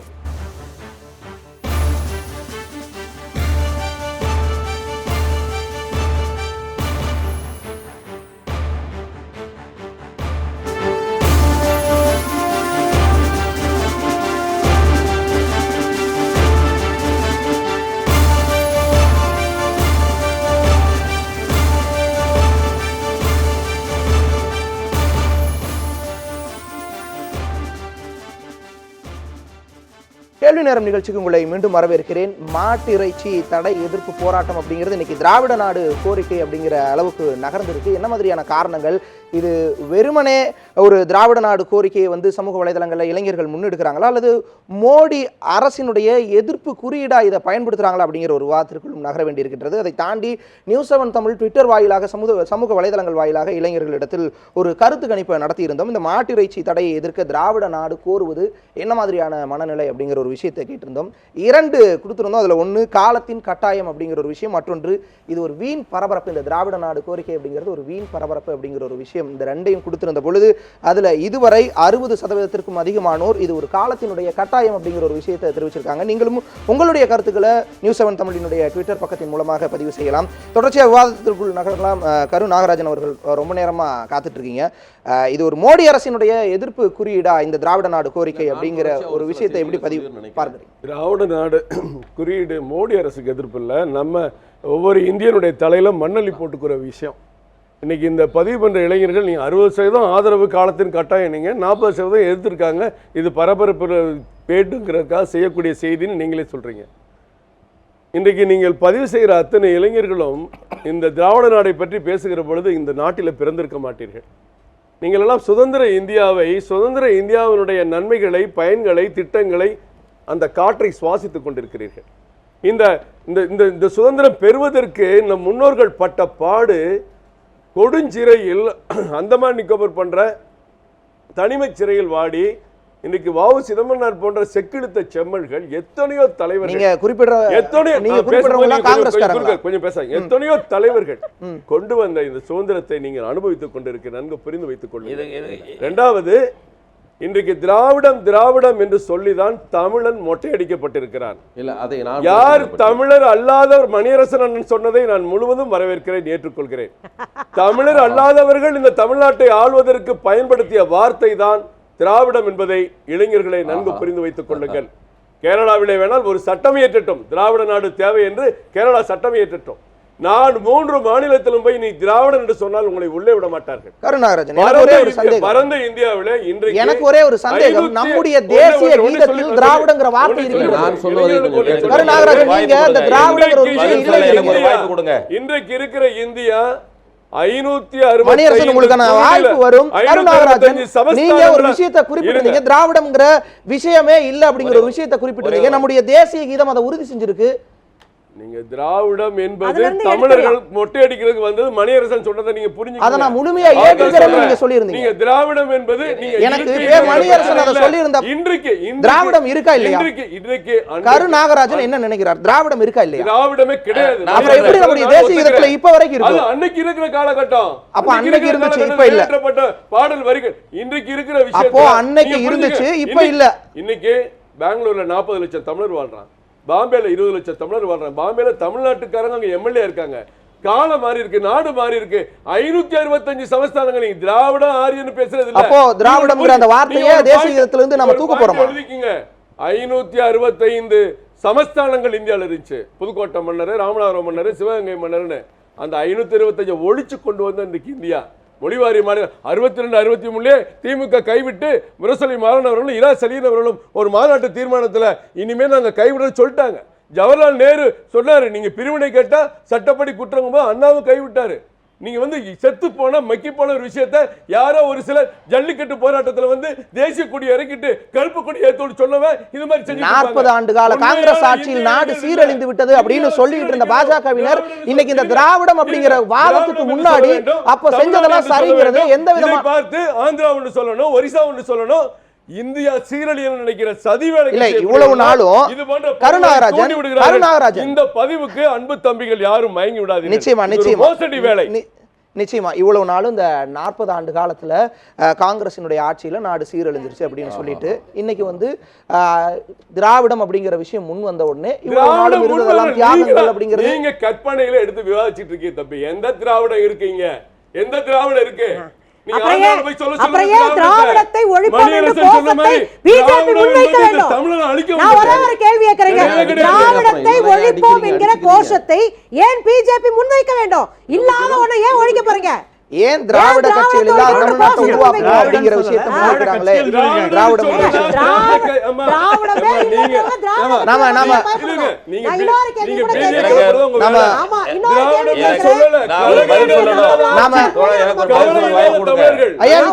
நிச்சயமா உங்களுக்கான வாய்ப்பு இருக்கு. நிச்சயமா நாம பேசலாம். சுந்தரவல்லி நாம பேசலாம். இருக்கு ஒரே ஒரு கேள்வி இருக்கு, திராவிடம் இல்ல வச்சுக்கோங்க. நான் ஒண்ணே ஒண்ணு கேக்குறேன். இல்ல நான் கூடுதலா ஒரு செய்தி நான் இந்துக்கள், இந்து என்கிற வார்த்தைக்கு பின்னாடி பல்வேறு அமைப்புகளை சேர்ந்தவங்களும் ஒன்று திரட்டி இந்து ஆக்கி விட்டீங்க. நீங்க அதுல வந்து சைவம், வைணவம் எல்லாம் தனித்தனி மதங்களாக இருந்தன, தனித்தனி வழிபாட்டு முறைகள் கொண்டு உங்களுடைய கேள்வி உள்வாங்கிக்கப்பட்டது. நிச்சயமா சுந்தரவல்லி பேசலாம். உங்களுக்கான நேரத்துல பேசலாம். கொளத்தூர் மணி அவர்கள் மேட்டூர்ல இருந்து இணைஞ்சிருக்காங்க.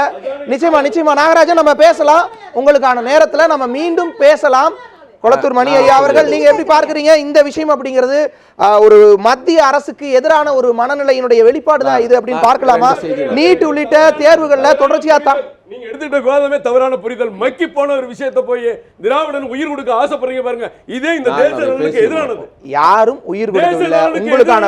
உங்களுக்கான வாய்ப்புல நீங்க இத மறுத்து பேசலாம். நிச்சயமா இதுக்கு நீங்க மறுத்து பேசலாம். உங்களுக்கான வாய்ப்புல நீங்க இதுக்கு மறுத்து பேசலாம். உங்களுடைய கருத்துக்களை பதிவு செய்யலாம். கொளத்தூர் மணி ஐயா நீங்க பதிவு செய்யலாம். எனக்கு வாய்ப்பு கொடுக்கணும் நீங்க. நிச்சயமா மணியரசன் உங்களுக்கான வாய்ப்பும் வழங்கப்படும். கொளத்தூர் மணி அவர்கள் பேசி முடிச்சோன்னே பேசலாம். அண்ணா வந்து சரி அண்ணா இவங்க சொன்னாங்க திராவிட நாட்டை 63 அண்ணா கைவிட்டாருன்னு சொல்லி.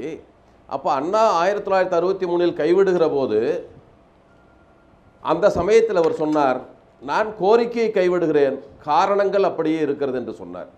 அது தொடர்ந்து இருக்கிற போது மீண்டும் எழத்தான் செய்யும் என்பது ஒரு செய்தி. இரண்டாவது, இவர்கள் ஆட்சியில் இந்து கோயில்களில் யார் வழிபாடு செய்ய வேண்டும் என்ற வழக்கு வருகிற போது அதில் அவர்கள் சொல்லுகிறார்கள் பழக்க வழக்கங்கள் என்ற ஒன்றை பயன்படுத்துகிறார்கள், கஸ்டம்ஸ் அண்ட் யூசேஜஸ். இப்போ கஸ்டம்ஸ் அண்ட் யூசேஜின் படி இங்கே இருக்கிறவர்கள் மாட்டுக்கறியை சாப்பிட்டு ஒட்டகக்கறியை சாப்பிட்டு பழக்கப்பட்டவர்களுடைய பழக்க வழக்கங்களை நீங்களே மறுதளிக்கிறீர்கள். இந்து கோயில்களில் இந்துக்களாகிய நாங்கள் வழிபாட்டு பயிற்சியோ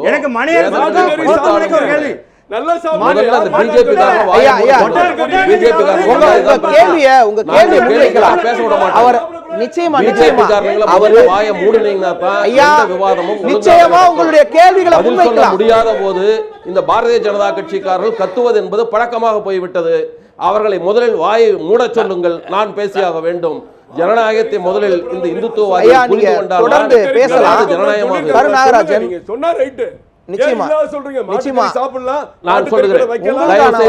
நான் சொல்லுகிற வரை பொறுமையாக கேட்க சொல்லுங்கள். பதில் இருந்தால் அவர்கள் நான் சொல்லுகிறேன் அதற்கு நீங்க மறுப்பு தெரிவிக்கலாம். ராமமூர்த்தி அதற்கான மறுப்பு நீங்க தெரிவிக்கலாம். என்ன மாத்தி சொல்றாங்க சொல்லுங்க. உங்களுக்கு இருக்குது, நீங்க உங்களுக்கு பதில் சொல்ல முடியாத உங்களுக்கான நேரத்துல நீங்க மறுப்பு தெரிவிக்கலாம். அதற்கு முன்பு அவர் என்ன கருத்து தெரிவிக்கிறார் மறுப்பு தெரிவிக்க முடியும். ஐயா நீங்க பேசலாம். ஐயா கொளத்தூர் மணி ஐயா நீங்க பேசலாம். சரி பழக்க வழக்கங்கள் கஸ்டம்ஸ் அண்ட் யூசேஜை பற்றி அவருடைய கருத்து என்ன என்பதை சொல்லியாக வேண்டும். அப்படி இருந்தால் பழக்க வழக்கம் உள்ளதை அனுமதிக்க வேண்டும். ஒன்று. இரண்டாவது, மத்திய தேர்வாணையம் என்று ஒன்று இருந்தது, அது இப்பொழுது இந்திய அளவில் என்று கொண்டு வந்தார்கள். இப்போது நம்முடைய தமிழ்நாட்டில் வருமான வரித்துறை அல்லது சுங்கத்துறை போன்ற எல்லா துறைகளிலும் வட இந்தியர்கள் வந்து குவிவதும் தென்னிந்தியாவை சேர்ந்தவர்கள், முதல்ல மத்திய அரசு பணிகளில் மலையாளிகள் இருப்பதாக சொல்லுவோம், இப்போது 250 பேர் வருமான வரித்துறை அலுவலகத்துக்கு வந்தால் 20 பேர் கூட தென்னிந்தியர்கள் இல்லை, மலையாளிகளும் தமிழர்களும் தெலுங்கர்களும் புறக்கணிக்கப்படுகிறார்கள். அடுத்தது, இப்போது நடந்த அஞ்சல் துறைக்கான தேர்வில் கூட நீங்கள் பார்க்கலாம், தமிழில் அஞ்சல் துறைக்கான தேர்வில் 25 மதிப்பெண் வைத்தார். திராவிட தேசம் பற்றி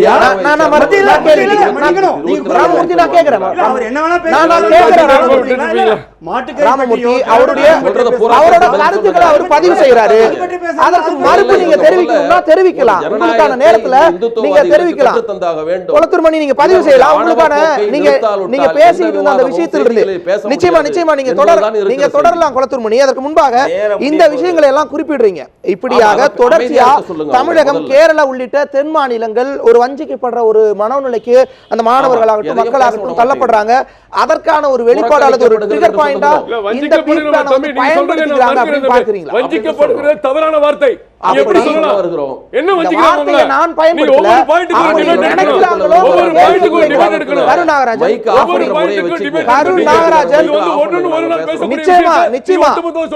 ஒட்டுமொத்தமா சொல்ல அப்படியான மனநிலையான் கேள்வி கேட்கிறேன். அப்படி கிடையாது. நீங்க மறுப்பு தெரிவிங்க, ஒன்னும் பிரச்சனை இல்ல. நீங்க மறுப்பு தெரிவிக்கலாம். ஒரு மணி நேரம் தான் இந்த விவாதத்திற்கான நேரம். நீங்க 2 பேரை வச்சு பேசுறதுல யாராவது 2 பேரை வச்சு 1 மணி நேரம் பேசணும். என்னோட கேள்விக்கான பதிலை நீங்க பதிவு செய்யலாம்.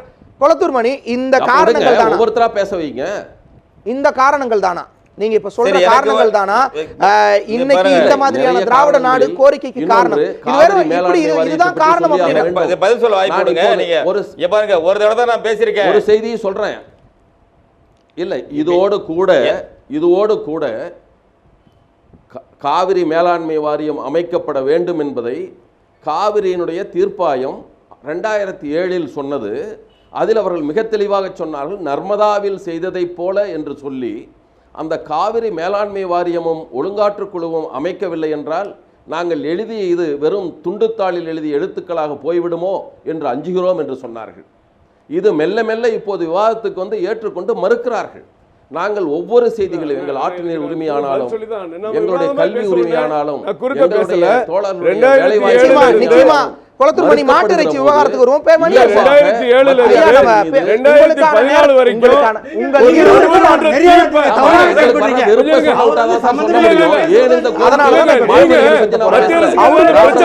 நீங்க பேசலாம்.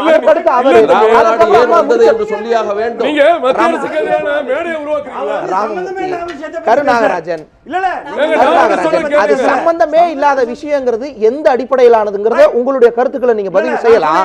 அதற்கு முன்பாக உங்களுடைய நேரத்தில் அதை பதிவு செஞ்சிடலாம். உங்களுடைய நேரத்தில் தென் தமிழ்நாட்டில் எதுவுமே இல்லைன்னு சொல்றாங்க. ராமமூர்த்தி உங்களுடைய நேரத்தில் அதுல பதிவு செஞ்சிடலாம். பேமணியரசன் நீங்க குறுக்கிட்டுட்டே இருந்தீங்க. என்ன காரணம்? ஒரு தொலைக்காட்சியை செயல்பட்டு அப்படியே அறிவிச்சு செஞ்சாங்க. எதிரா பேசினாங்கன்னா அவங்க தேசத்துரோகிங்க. அவங்க நாட்டிலே தேவையில்லை. என்னைக்கு இதை விட போறீங்க? தொலைக்காட்சியாக செயல்பட விரும்புகிறீர்கள். கம்யூனிஸ்டுகள் தான். அதனால நிச்சயமா நாம பேசுறதுல 1962 நீங்க என்ன பண்ணீங்க?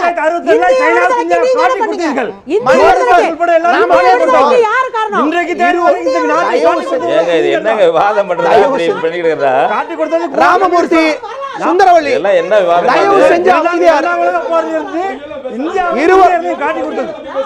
மணியரசன் நீங்க பதிவு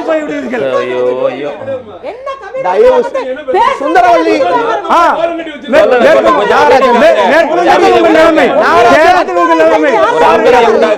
அமைதி உங்களுக்கான நேரம் சுருங்கிட்டே இருக்குது.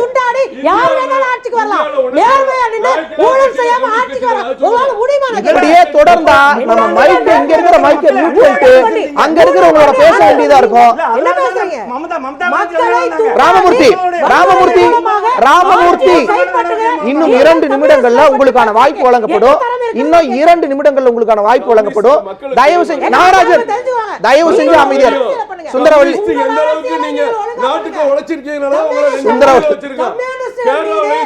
சுந்தரவள்ளி மூவரும் அமைதியா இருங்க. இந்த விவாதத்தை தொடரணும். இந்த விவாதத்தை தொடரணும். சுந்தரவள்ளி இந்த விவாதத்தை தொடரணும். தயவு செஞ்சு அமைதியா இருங்க. உங்களுக்கான நேரம் வழங்கப்படும். உங்கள் மூவருக்குமான நேரம் வழங்கப்படும்.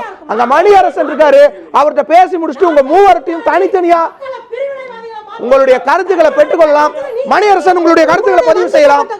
என்ன மாதிரியான சூழல் இப்போ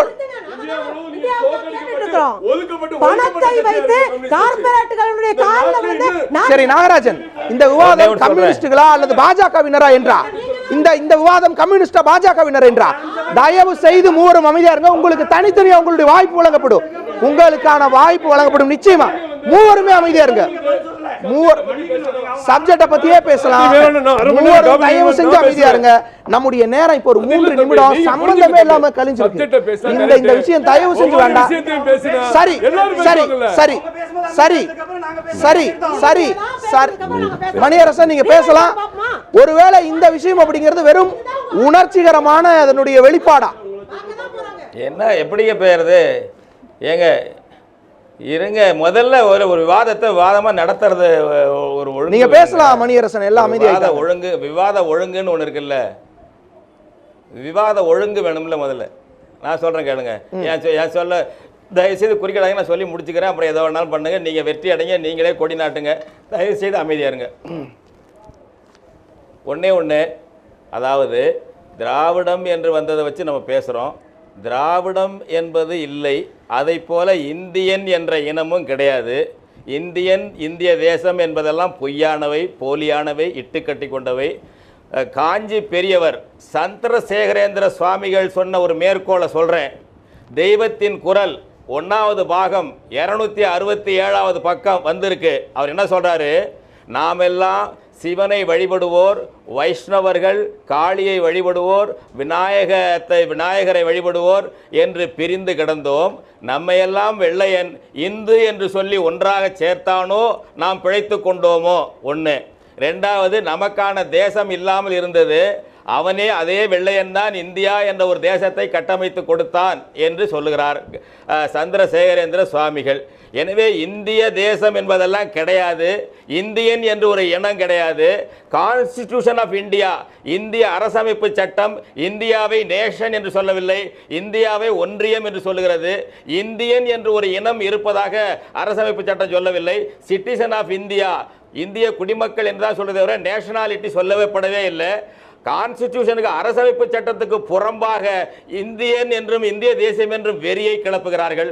அடுத்தது 47க்கு பிறகு அடைந்த வளர்ச்சியை சொன்னார்கள். நான் சொல்றேன், இதை மட்டும் கேட்டுக்கங்க. சுதந்திர போராட்ட தியாகிகளை வணங்குகிறேன், போற்றுகிறேன். அதே வேளை 1947 ஆகஸ்ட் 15க்கு முன்பாக கச்சத்தீவு எங்களோடு தமிழ்நாட்டில் இருந்தது, இன்றைக்கு இல்லை என்று மத்திய அரசு இந்தியாவிலே இருந்ததில்லை என்று அபிடவிட் கொடுத்து விட்டது, இலங்கைக்கு கொடுத்து விட்டது. 47க்கு முன்னால் வெள்ளையன் ஒரு அருமையான காவேரி ஒப்பந்தத்தை போட்டு கொடுத்தான், மேட்டூர் அணையை கட்டி கொடுத்தான். இன்றைக்கு காவேரியை மறுத்து கர்நாடக அராஜவாதிகளுக்கு சாதகமாக காங்கிரஸ் மத்திய அரசும் பாஜக மத்திய அரசு செய்துவிட்டது. அடுத்தது முல்லை பெரியார் என்ற ஒரு அணையை வெள்ளையன் கட்டி கொடுத்தான், அதை உடைப்பதற்கு கேரளா மலையாளிகள் சமயம் பார்க்கிறார்கள். அவர் அங்கே இன்றைக்கு ஜெனரேட்டர் வைத்துத்தான் மின்சாரம் கொடுக்கப்படுகிறது தவிர கேரளாவிலிருந்து மின்சாரம் எடுக்க முடியவில்லை. இதையெல்லாம் மத்திய அரசு தீர்க்கவில்லை. இப்படி பாலாறு ஓடிக்கொண்டிருந்தது, தென்பெண்ணை ஓடிக்கொண்டிருந்தது. எல்லாம் 47 ஆகஸ்ட் 15க்கு பிறகு நாம் இழந்து விட்டோம். வெள்ளையன் கூட ஒரே நேரத்தில் 300 பேரை சுட்டுக் கொண்டதில்லை. 1965 இந்திய மணியரசனையா இப்படியான குற்றச்சாட்டுகளை முன்வைக்கிறீங்க. அப்படிங்கிற பட்சத்துல இந்த திராவிட கூட்டமைப்பு இப்ப சொல்லிட்டு இருக்காங்கல்ல, அது ஒருவேளை மாற்றா இருக்கும். ஐயோ கடவுளே. திராவிட கூட்டமைப்பு வேண்டியதில்லை. நாங்க தெலுங்கு தேசியத்தை மதிக்கிறோம், கன்னட தேசியத்தை மதிக்கிறோம், மலையாள தேசியத்தை மதிக்கிறோம், தமிழ் தேசியத்தை அவங்களும் மதிக்கட்டும். பொதுவா ஒரு கூட்டமைப்பு வச்சுக்குவோம். திராவிட என்பது ஒரு இனமும் கிடையாது, ஒரு மொழியும் கிடையாது, ஒரு நாடும் கிடையாது. அந்த பேர் தேவையே இல்லை.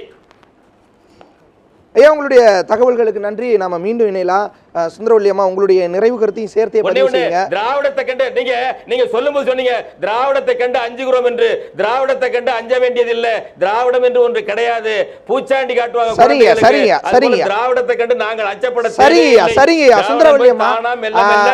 தொடர்ச்சியா கேரளாவை பொறுத்தளவு அங்க மாறி மாறி கம்யூனிஸ்டுகளும் காங்கிரஸும் ஆட்சியில் இருந்துட்டு இருந்தாங்க. இந்த சூழல்ல இன்னைக்கு ஒரு எதிர்ப்பு வருது, அல்லது மக்கள்கிட்ட ஒரு விஷயம் ஒரு விஷயத்துக்கு எதிராக தொண்டையே கட்டிருச்சு. இந்த அளவுக்கு என்னைய கத்த வச்சுட்டீங்க. தொடர்ச்சியாக இந்த பீஃப் பேன் அப்படிங்கிற ஒரு விஷயத்துக்கு சமூக வலைதளங்கள் மூலமாக இளைஞர்கள் முன்னெடுத்து ஏதோ பேசிகிட்டு இருக்கிற நேரத்தில் இங்கே இருக்கக்கூடிய அந்த 2 தத்துவங்களுமே கை கொடுக்கலையே. கம்யூனிஸ்ட் தத்துவங்களும் அங்கே கை கொடுக்கல, அந்த மக்கள் அதையும் முன்னெடுக்கலை. இந்த விஷயத்தில் அந்த சார்பில் இருந்தும் பேசலை, காங்கிரசினுடைய அந்த சார்பில் இருந்தும் பேசலை. எப்படி திடீர்னு திராவிடம்? இது ஒருவேளை அந்த தத்துவ மாற்றம் மக்கள்கிட்ட ஏற்பட்டு இருக்குங்கிறதுக்கான வெளிப்பாடா? இல்லை, அப்படி இல்லை. தனிநாடு என்று கம்யூனிசம் பேசாது, காங்கிரசும் தனிநாடுகள் பேசியது கிடையாது. எனவே தனிநாடு கோஷத்தை இவர்கள் 2 பேரையும் வச்சு முன்வைக்க முடியாது. எனவே தனிநாடு என்கிற ஒரு கோஷத்தை முன்வைக்க வேண்டும் என்றால் இதற்கு முன்பு ஒரு முன்மாதிரி இருந்திருக்க வேண்டும். அப்படி முன்மாதிரியாக வரலாற்றில் நம்ம படிச்சது திராவிட நாடு என்கிற ஒரு தனிநாடு கோரிக்கை ஒன்று வரலாற்றில் நம்ம படிச்சிருக்கிறோம். எனவே இளைஞர்கள் என்ன நினைக்கிறான் அப்படின்னா, கம்யூனிசம் தனிநாடு கேட்காது, காங்கிரஸ் தனிநாடு யோசிக்காது. இல்ல, எப்படி இந்த தனிநாடு தான் வேற வழி இல்ல அப்படிங்கிற நிலைமைக்கு அவங்க தள்ள. இல்ல, அதுதான் நீங்க என்னன்னா, தொடர்ந்து நெருக்கடியும் தாக்குதலும் வஞ்சிக்கப்படுவதும் தொடர்ந்து ஏற்படுகிற போது ஒரு இனம் ஏதாவது ஒரு வழியிலே தன்னுடைய விடுதலையை பேச வேண்டிய தேவை வரும். அந்த விடுதலைக்கு இப்போ அவங்க வச்சிருக்கிற பேரு தனிநாடோ திராவிட நாடோ என்ற பேரு அப்படின்றதா இப்போ நம்ம பேச வேண்டி இருக்கிறது. ஒரே ஒரு வார்த்தை தான் நான் என்ன சொல்லணும் அப்படின்னா, வஞ்சிக்கிறதா அப்படின்னாலே கோவம் வருது, எரிச்சப்படுறோம். நான் ஒரே ஒரு விஷயம் தான் சொல்றேன். மீனவர் ஒரு பையன் செத்து போய் பணத்தை போட்டு நம்ம அழுதுட்டு இருந்த போது நிர்மலா சீதாராமன் அவங்களும் மற்ற வெளியுறவுத்துறை அமைச்சர் அவர்களும் வந்து உட்காந்து சொன்னாங்க, மே மாதம் எங்க நம்ம மோடி ஐயா போறாரு இலங்கைக்கு, பேசி முடிச்சுட்டு வந்துருவாருனாரு. போயிட்டும் வந்துட்டாரு. என்ன பேசினாருன்னு தெரியல. இலங்கையில போயும் ஒரு வார்த்தை மீனவர்களை பற்றி பேசல, நம் மீனவர்களுக்கான வாழ்வாதாரம் குறித்து பேசல, படகுகளை மீட்பது குறித்து பேசல அப்படின்னு நினைக்கிற போது ஒரு மீனவனாக என்ன நினைப்பான்? இது மாதிரி ஒவ்வொரு குழுவமாக போராடி கொண்டிருக்கிற தமிழகத்துல என்ன நினைப்பாங்க? மத்திய அரசு நம்மளை வஞ்சிக்கிறது என்று நினைப்பார்கள். அதை அவங்க எளிமையா அப்படிதான் புரிஞ்சுக்க வேண்டிய தேவை இருக்கிறது. எனவே அரசு மக்களுக்கான அரசாக இருக்கும். நாங்கள் வைப்பது விமர்சனமே ஒழிய விமர்சனத்தை ஏற்காத அரசு கெட்டொழியும் என்பது தமிழர்களுக்கு தெரியும். எனவே விமர்சனமாக அதை நாங்கள் முன்வைக்கிறோம். அரசு இதை ஏற்றாக வேண்டும். நாகராஜன், உங்களுடைய நிறைவு கருத்தை பதிவு செய்யுங்க. நான் ஆரம்பத்திலிருந்தே கவனிச்ச ஒரு விஷயம், தமிழ் தேசியம் குறித்து பேசும் பொழுது உங்கள்ட்ட இருந்து பலமான எதிர்ப்பு வரல. மணியரசன் ஐயா குறிப்பிட்ட சில கருத்துக்களை நீங்களும் ஏற்றுக்கொண்டிருந்தீங்க. ஆனா திராவிடம் அப்படிங்கிற ஒரு விஷயம் பதிவு செய்யும் போது மட்டும் கடுமையா எதிர்க்கிறீங்களே. ஏன் தமிழ் தேசியத்தை விட திராவிட தேசியத்தின் மீது பயம் அதிகமா? ஒரு பயம் கிடையாது, ஒரு மண்டாங்கட்டையும் கிடையாதுங்க. இல்லாத ஒரு பேய் வரும்னு பேய் இருக்கிற இந்த பேய் வருங்கிற சினிமா படம் பேய் படம் பார்க்குற மாதிரி நீங்கள் பேசிட்டு இருக்கீங்க. திராவிடமா மண்ணாங்கட்டியாது. அங்கே இருக்கிற ஒரு திராவிடன் கூட தமிழன் ஏற்றுக்க மாட்டான். இன்றைக்கி இருக்கிற கர்நாடகா, ஆந்திரா, கேரளாலாம் தமிழனை ஏற்றி தூக்கி கொண்டாட நினைக்கிறீங்களா? இன்னும் ஒரு சின்ன ஒவ்வொரு உரிமை பிரச்சனை எல்லாம் சொல்றீங்க. பாலாறில் தண்ணி ஓடிச்சுன்னா என்ன சொல்றாரு? இன்னைக்கு முல்லை பெரியார் பிரச்சனை என்ன பிரச்சனை? ஆட்டோமேட்டிக்கா 115 அடி தண்ணி வந்து ஆட்டோமேட்டிக் தமிழ்நாடு வரப்போகுது. தடுப்பு அணை தான், டேமை திறந்து வர கிடையாது. அணை அப்படி இருக்கிறதுனால தான் கேரளாக்காரன் வைத்தறிச்சப்பட்டு அது உடைக்கிறதுக்கு திட்டம் போடுறான். அதை நம்ம எதுக்குறோம், முறியடிக்கணும். கர்நாடகாவில் பாலாறை பத்தி பேசுறோம், தண்ணி ஓடிச்சுன்னு 33 கிலோமீட்டர் ஆந்திராவில் கடந்து வருது. கர்நாடகாவில் உற்பத்தி ஆகிற பாலாறு ஒன்லி 33 கிலோமீட்டர்ஸ் ஆந்திராவை கடந்து வருது. அந்த 33 கிலோமீட்டர் 22 தடுப்பணை கட்டியிருக்கான். இங்க 203 கிலோமீட்டர் போகுது கடல்ல கறக்கிறதுக்கு. ஒரு தடுப்பணை நம்ம கட்டியிருக்கோமா? இதுக்கெல்லாம் மத்திய அரசு நடவடிக்கைகள் தான் இங்க எல்லாம் இருக்கிற மக்கள் அல்லது அரசியல் கட்சிகள் எதிர்க்கிறாங்க. அவங்களால பேசும்போது நான் பதில் சொல்ல வேண்டாமா? மீனவரை பத்தி பேசுறாங்க. இன்னைக்கு மோடி வந்த பிறகு 5 மீனவர்கள் ஒரு வெளிநாட்டுல தூக்கு தண்டனை கைதி என்று அறிவிக்கப்பட்டு தூக்கு தேதி நிர்ணயிக்கப்பட்டு தூக்கு தண்டனை போடுகிற பொழுது அவர்களை மீட்டு கொடுத்த மோடி எங்க இருக்காரு? இங்கதான் இருக்காரு. படகு 2016 2017 மத்திய அரசு தமிழக அரசு மத்திய அரசு தமிழக அரசு வழக்கு செலவுகள் பேச நியாயம் கிடையாது. தூக்கு தண்டனை கொண்டு வந்து என்ன நீங்க பதில் பேசுறீங்க? 2014 நீங்க இந்த கேள்வியும் உள்வாங்கிங்க. நீங்க அந்த அந்த அந்த கேள்விக்கு நான் பதில் சொல்லிக்கிறேன். அந்த விஷயத்துக்கு தான் கேக்குறேன். 2016ல 87 படகு மீட்டு இருக்கோம். 2015ல 56 படகு மீட்டு இருக்கோம். இப்ப இருக்க படகு போயிட்டு வந்த பிறகு மீட்க படம் பேசிட்டு இருக்கோம். 5 தூக்கு தண்டனை கொண்டு வந்திருக்காங்க. நீங்க மீனவர் சண்டையை பேசுறீங்க. மீட்கப்படவே இல்ல. 41 படகுகள் இருக்கு. பாரதிய ஜனதாவை சேர்ந்த சுப்பிரமணியன் சுவாமி அந்த படகுகளை எல்லாம் நீங்களே வச்சுக்கீங்கன்னு சொல்றாரு. 1700 கோடி ஒதுக்கி 70% மானியம். எவ்வளவு ஒரு போட்டுக்கு? ஒரே ஒரு கேள்வி. மாற்றுத்தலை சகோதரர் பொய்யான தகவல் சொல்லக்கூடாது. நிறைவா உங்ககிட்ட ஒரே ஒரு கேள்வி.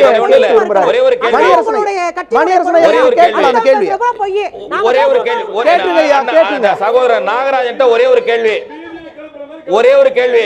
இப்ப அதாவது அருமையா சொன்னாரு சகோதரர் நாகராஜன், அருமையா சொன்னாரு. மலையாளிகள், தெலுங்கர்கள், கன்னடர்கள் தமிழர்களுக்கு செய்யக்கூடிய அநீதிகளை சொன்னார்கள். இங்க பாருங்க, ஒரே ஒரு கேள்வி நாகராஜ் சொல்லட்டதுக்கு கேட்டுங்க. அன்பு சகோதரர் நாகராஜ் ஒரே ஒரு கேள்வி. மலையாளிகள், கன்னடர்கள், தெலுங்கர்கள் கேக்குதுங்களா? நல்லா கேக்குதுண்ணே. ஹலோ கேக்குதுங்க அண்ணே, நல்லா கேக்குது. அவரு சொல்ல வந்த கேள்வி இதுவாக கூட இருக்கலாம். நீங்க தமிழர்களை நல்லா கேக்குதுண்ணே. நிச்சயமா ஐயா. அவரு இந்த ஒரு கேள்வி, ஒரே ஒரு கேள்வி. அதாவது இது கட்டாயிருச்சு. நான் அந்த கேள்வி கேட்டுறேன். அன்பு சகோதரர் நாகராஜ் சொன்னாரு தெலுங்கர்கள், மலையாளிகள், கன்னடர்கள் தமிழர்களுக்கு இழைக்கக்கூடிய துரோகங்களை சொன்னாரு. இப்ப தெலுங்கர்கள், தமிழர்கள், கன்னடர்கள் எல்லாரும் இந்தியர்கள் என்கிறீர்களே, இந்தியர்கள் என்பது மாய்மாலம் தானே? அப்படின்னா இந்து என்பது மாய்மாலமா தானே போயிடுச்சு. நீங்க எல்லாரும் இந்தியருக்கு ராமமூர்த்தி சேர்த்தே பதில் சொல்லியிருக்கேன். ரொம்ப சந்தோஷம். நீங்க எல்லாரும் திருப்பி இந்து இந்து இந்து இந்துன்னு சொல்லி 80% இந்துக்களுக்காக பாடுபடுற கட்சி பாஜக நீங்க சொல்லிட்டு இருக்கீங்க. சந்தோஷம். போக மாட்டோம்னு சொன்னவங்க நாட்டு நடப்பு மாறிடுச்சு, மக்கள் மாறி இருக்காங்க. நீங்க பழைய இந்தியன் இல்ல, இந்தியன் இல்லை என்ற ஒரு இந்தியன் என்ற பெருமையை இழப்பதற்கு அன்னைக்கே சொல்லிருக்காரு. சொல்லி மாறன் சொல்லிருக்காரு, நான் முதல்ல தமிழன், ஆனா நான் இந்தியர் தமிழர் 62 மாநாட்டுல I am a Tamil but also I am Indian அப்படின்னு சொன்ன மாதிரி அப்பவே நம்ம மாறிட்டோம். இல்ல, பிற்படுத்தப்பட்டவர்கள்,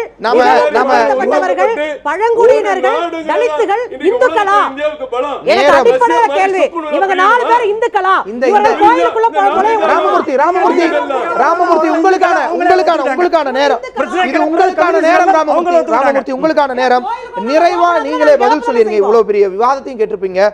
இது வந்து ஒரு மத்திய அரசினுடைய இந்த முடிவை எல்லாம் எதிர்க்கிறது, ஒரு கூட்டாட்சி தத்துவத்துக்கு எதிரானதா, இப்படியான கோஷங்கள் எல்லாம் முன்வைக்கிறது, இவ்வளவுக்கும் உங்களுடைய சுருக்கமான நிறைவு கருத்தையும் பதிவு செய்யலாம். கூட்டாட்சி தத்துவம் எதிரானது இல்ல, அதாவது தேசத்துக்கு எதிரான தவறான வழிகாட்டுதலில் மக்களை குழப்புவது, அதான் நடந்துட்டு இருக்கு. ஒரே ஒரு சொல்லிக்கிறேன், இங்க பாருங்க, ஒரு இந்து பெயர்ல வேற ஒரு சமுதாயத்தை சேர்ந்த ஒரு பதிவு பண்றாரு எப்பியில வாட்ஸ்அப்ல, ஒரு முஸ்லீம் கிறிஸ்டியன் பேர்ல பண்றாரு.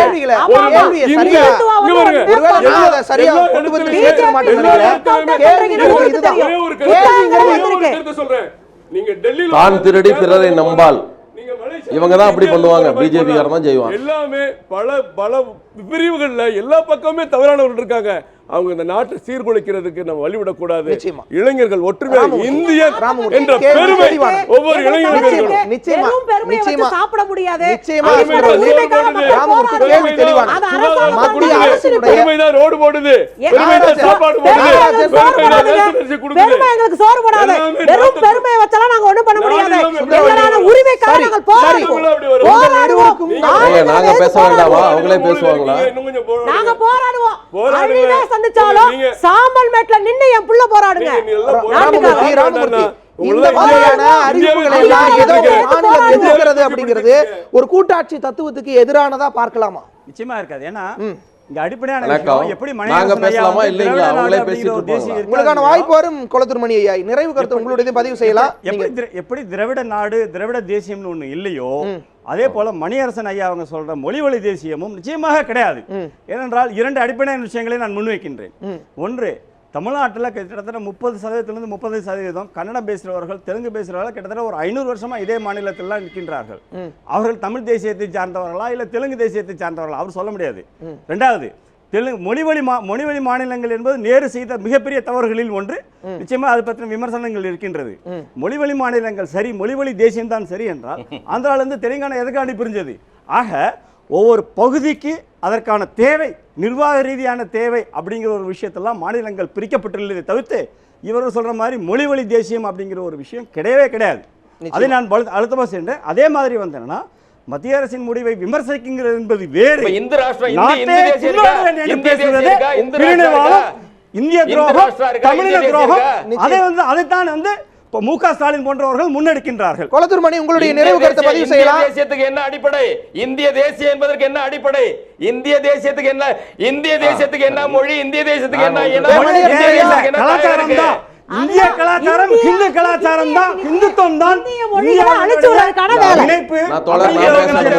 நீங்கள் பிராமண கலாச்சாரம், ஆரிய கலாச்சாரம், ஆரிய கலாச்சாரம் சொல்றது தமிழ் கலாச்சாரம் இல்ல, ஆரிய கலாச்சாரம். சரி, நாங்க பேச விடுங்க.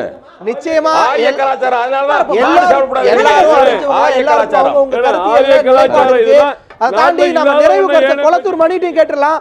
நிறைவு கருத்தை கொளத்தூர் மணிட்டையும் கேட்டுடலாம். கரு நாகராஜன் குட்டையை கிளப்பிட்டு இருக்கணும். மக்களுடைய உரிமை, உரிமைக்காக போராடாத இனம் தோற்று போகும். எல்லோரும் அமைதியா இருக்க. கொளத்தூர் மணி ஓபியில இருக்காங்க, மேட்டூர்ல இருந்து நேரலையில இருக்காங்க. அவருக்கு நமக்குமான டைம் டிலே வேற இருக்கு. அவர்கிட்ட நம்மளுடைய கருத்தை கேட்டுடலாம். கொளத்தூர் மணி ஐயா, நீங்க பேசலாம். உங்களுடைய நிறைவு கருத்தை சுருக்கமா பதிவு செய்யலாம் ஐயா. சரி, 2 செய்தி. ஒன்று, மத்தியில் ஆளுகிற அரசுகள் தென்னிந்தியாவை தொடர்ந்து புறக்கணிப்பது என்பதுதான் அதற்கான எதிர்குரலாக அதை வெளிப்படுத்துவதாக திராவிட நாடு என்ற சொல் வந்திருக்கலாம். திராவிடத்தினுடைய பொருளுக்குள் போய் வார்த்தை விளையாட்டு தேவையில்லை என்பது என் கருத்து. நாங்கள் திராவிடர் என்ற பெயரில் அமைப்பு வைத்திருப்பவர்கள் கூட பண்பாட்டு புரட்சிக்குத்தான் ஆரியர் திராவிடர் என்று பிரிக்கிறோம். அரசியல் விடுதலைக்கு தமிழ்நாடு தமிழருக்கே என்பதுதான் எங்கள் முழக்கம் என்பதை முதல் சொல்லிக்கொள்ள விரும்புகிறேன். நீங்கள் சொன்னீர்கள், ஏன் தமிழை விட திராவிடத்துக்கு அஞ்சுகிறார்கள் என்று. ராமமூர்த்தி அவருடைய கருத்தை நிறைவு செஞ்சிட்டோம். மனிதவள மேம்பாட்டு ஆந்திராவில் இயங்கிக் கொண்டிருந்த ஐயா நீங்க பதிவு செய்யலாம். ஆந்திர மாநிலத்திலே இப்போது சித்தூரில் இயங்கிக் கொண்டிருக்கிற திராவிட பல்கலைக்கழகத்துக்கு ஒப்புதல் பெற போன போது முரளி மனோகர் ஜோஷி திராவிட என்ற சொல்லை அகற்றிவிடுங்கள் என்று சொன்னார். தமிழ் என்பதை கண்டு அவர்கள் அஞ்சுவதில்லை, திராவிட என்பதற்கு அஞ்சுகிறார்கள். அவர்கள் எதை கண்டு அஞ்சுவார்களோ அந்த கருவியை கையில் ஏந்தி இருக்கிறார்கள். இதை மத்திய அரசு புரிந்து கொள்ள வேண்டும். மத்திய அரசுடைய பிரதிநிதிகளாக இங்கு அவர்களுக்காக பேசுகிற ஆட்சியிலே இருக்கிற இந்துத்துவ கொள்கையோடு இருக்கிற பாரதிய ஜனதா கட்சியில் இருப்பவர்கள் தமிழ்நாட்டு உரிமைக்கு, தென்னிந்திய உரிமைகளுக்கு, சிறுபான்மையோர் உரிமைக்கு, ஒடுக்கப்பட்ட தலித்துகளுடைய உணவு உரிமைக்கு குரல் கொடுக்கிற ஜனநாயகத்தன்மைக்கு வர வேண்டும் என்பது கோரிக்கை. அதோடு கூட தொலைக்காட்சி விவாதங்களில் தயவு செய்து அவரவருடைய ஒளி வாங்கி அணைக்கிற ஏற்பாட்டை செய்து கொள்ளுங்கள். இல்லாவிட்டால் எங்களை போன்றவர்கள்லாம் கருத்து சொல்ல முடியாமல் பதில் சொல்ல முடியாத பாரதிய ஜனதா கட்சிக்காரர்களும் அரசுக்காரர்களும் விடமாட்டார்கள். இனிமேல் எல்லா தொலைக்காட்சியும் அதை சிந்தனைக்கு எடுத்துக்கொள்ளும். நிச்சயமாக இறுதி வேண்டுகோள். நிச்சயமாக உங்களுடைய கருத்துக்களுக்கு மிக்க நன்றி. உங்கள் ஐவருடைய அவர் சொன்ன ஒரு விஷயத்துல அந்த திராவிட பல்கலைக்கழகத்தில் தமிழகத்தில் இருந்தும் 50 லட்சம் ரூபாய் சென்றிருக்கு.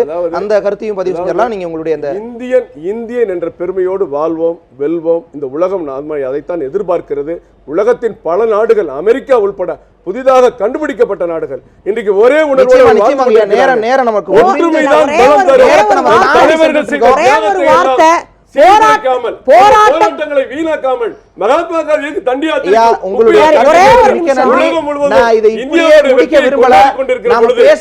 பிஜேபியுடைய வெற்றியை தாங்க முடியாமல் இது போன்ற தவறான இளைஞர்களை தவறான வழிகாட்டுதல் கருத்து இளைஞர்கள் வழிகாட்டக்கூடியவர்களுக்கு ஐவருடைய கருத்துக்களுக்கும் மிக்க நன்றி.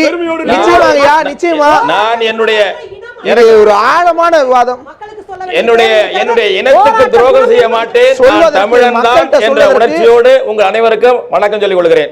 நிச்சயமாங்க ஐயா. உங்க ஐவருக்குமே மக்கள்கிட்ட சொல்றதுக்கு நிறைய கருத்துக்கள் இருக்கு. ஒரு கருத்து மட்டும் இல்ல, நிறைய கருத்துக்கள் இருக்கு. ஒரு ஆழமான விவாதம், ரொம்ப நிறைய விஷயங்கள் இதுல இன்னமும் ஆழமா சென்று பேச வேண்டிய, பொருள் தேட வேண்டிய விஷயங்கள் நிறைய இருக்கின்றது.